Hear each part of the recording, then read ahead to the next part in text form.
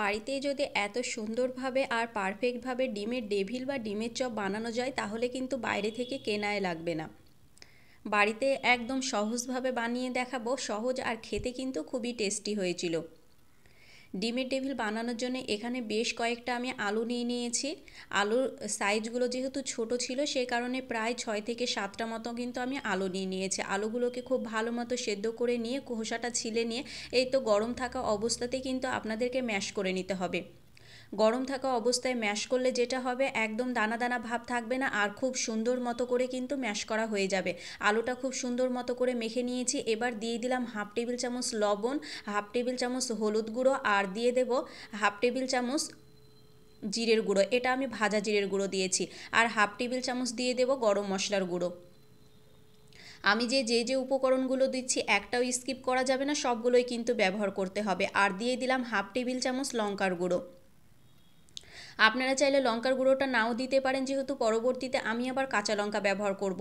এবার সমস্ত কিছু দিয়ে খুব ভালো মতো মেখে নিতে হবে। আর একদমই কিন্তু দানা দানা ভাব যেন না থাকে, খুব সুন্দর মতো করে আপনাদেরকে মেখে নিতে হবে আলুটা।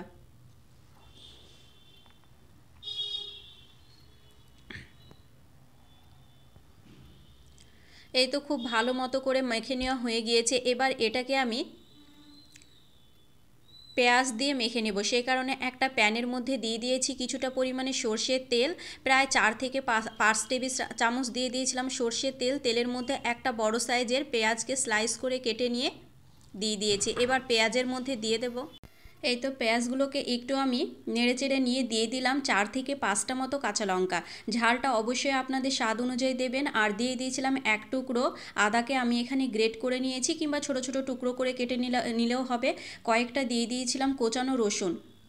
ব্যাস, আর কোনো মশলাই লাগবে না। এগুলোকে খুব ভালো মতো কিন্তু ব্রাউন কালার করে ভেজে নিতে হবে। গ্যাসের আঁচটা হাই ফ্লেম করে দিয়ে খুব সুন্দর মতো করে কিন্তু এগুলোকে ভেজে নিতে হবে।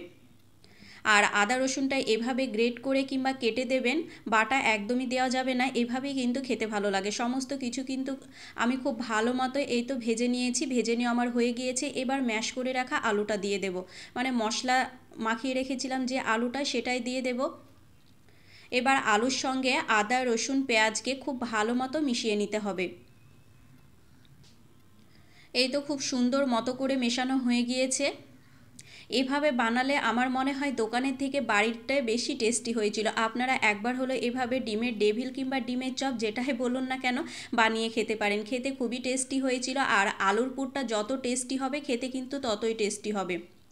এই তো এটা আমার হয়ে গিয়েছে। এটাকে আমি পুরোপুরি ঠান্ডা করে নেব, মানে আলুটাকে পুরোপুরি ঠান্ডা করে নেব। আর এই দিকে কোডিনের জন্য নিয়ে নিলাম দুটো ডিম। ডিমের মধ্যে দিয়ে দিলাম সামান্য একটু লবণ, আপনারা চাইলে গোলমরিচের গুঁড়ো দিতে পারেন। এবার ডিমটাকে খুব সুন্দর মতো করে ফেটিয়ে নিব। এই তো ডিমটা আমার ফেটানো হয়ে গিয়েছে। আর এই দিকে আমি নিয়ে নিয়েছি 4টে ডিম। আজকে আমি 4টে ডিমের ডেভিল বানাবো। আপনারা চাইলে ডিমগুলোকে কিন্তু গোটাও রেখে দিতে পারেন। আমি মাছ দিয়ে কেটে নিয়েছিলাম। গোটা কিংবা এইভাবে মাছ দিয়ে কেটে নিয়েও কিন্তু ডিমের চপটা বানানো যায়। ওপর দিয়ে অল্প একটু লবণ দিয়ে দেব, যেহেতু এটা আমি মাছ দিয়ে কেটে নিয়েছি, একটু লবণ দিলে কিন্তু খেতে ভালো লাগে।